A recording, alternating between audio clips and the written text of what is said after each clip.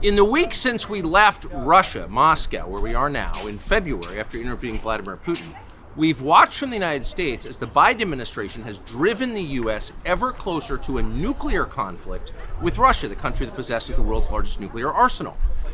It has accelerated ever since, and it's reached its apogee so far in the weeks after Trump's election. He's now the president-elect. In that time, just a few weeks ago, the Biden administration, American military personnel, launched missiles into mainland Russia and killed at least a dozen Russian soldiers.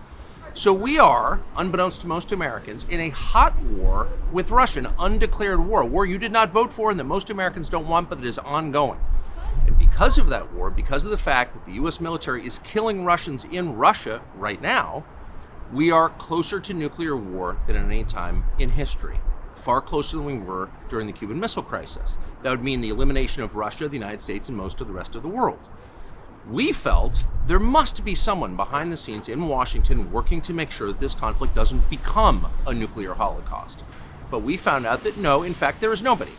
Tony Blinken, the current Secretary of State, cut off all contact between the U.S. and Russian governments. There is no back channel, there is no conversation, and there hasn't been for more than 2 years. That's shocking. Meanwhile, most Americans have no access to any perspective other than that granted to them by NBC News and the New York Times. They don't know how close we are. They don't know the Russian perspective. We've been trying for over a year to get that perspective out to American news consumers. We've also tried for over a year to get an interview with Zelensky, the president of Ukraine. We've attacked that from a bunch of different angles. We've spoken to a lot of different people around him, had dinner with them. We've been in talks continuously, and those efforts have been thwarted by the U.S. government. The American embassy in Kiev, which our tax dollars pay for, told the Zelensky government, no, you may not do the interview. You can talk to CNN, you can't talk to us. So we've been unable to speak to him. So we came back to Moscow yesterday to interview the foreign minister of Russia, Sergei Lavrov, the longest serving foreign minister in the world. He's been a part of this government for 25 years. He's been in the diplomatic corps for over 40, and ask him, where exactly are we? Are we headed toward an unprecedented conflict between Russia and the United States?